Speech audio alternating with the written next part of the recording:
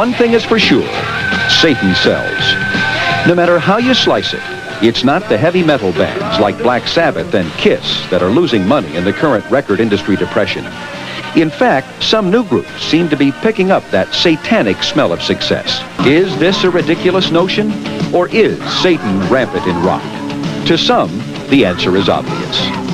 Skull-headed monsters and demon-like figures are probably the most blatant. Then there is the upside-down cross, depicting a mockery of Jesus Christ.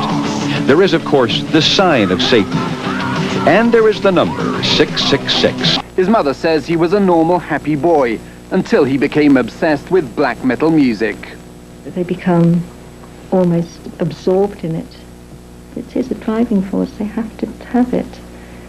I hate it so much that I've seen what it's done to our family on a personal level. And I want to see it banned. I want to see it off the face of the earth. Black metal music can be bought at many record shops carrying no warning. But Veronica Timms believes the music must be banned. It's been associated with satanic worship, suicide, and animal sacrifice.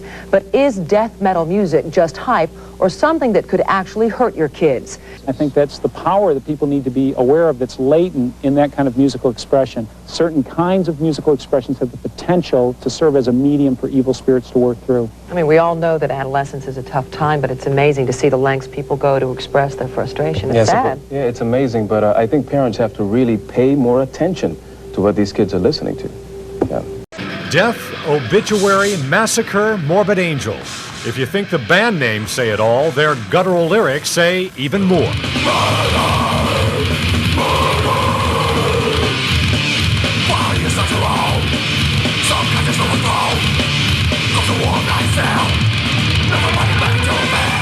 I believe in the true God, the real God, not Jehovah.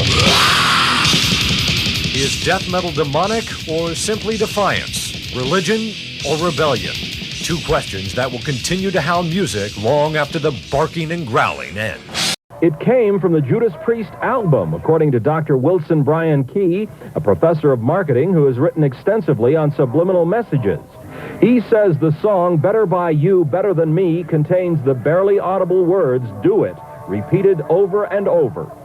And each time do it is increased in hysterical intensity. So it's do it, do it, do it, do it.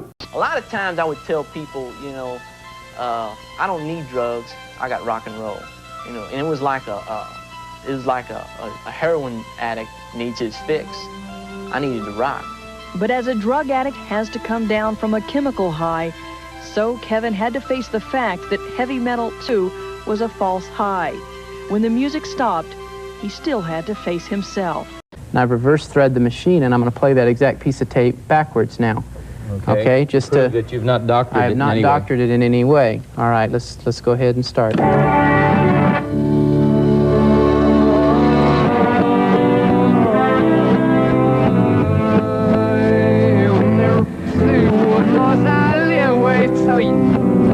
Okay, I live with Satan, exactly. And then you'll hear there's power in Satan.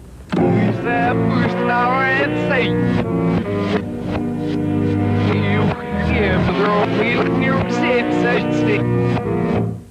will give you 666. Yeah. Listen to the beginning of In League with Satan from Venom's album Welcome to Hell.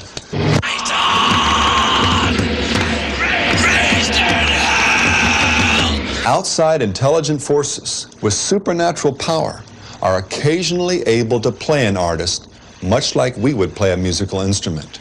They show these same programs, the rock concerts, on television, and it's just like all hell was let loose. In fact, you may not like what I'm going to say, but I'm going to say it anyway because I'm not afraid to speak out. I think that the music in hell for eternity be some of this rock music with all its vulgarities and all of its sexual innuendos. And here they were stripping themselves, and a fella running around in a little G-string.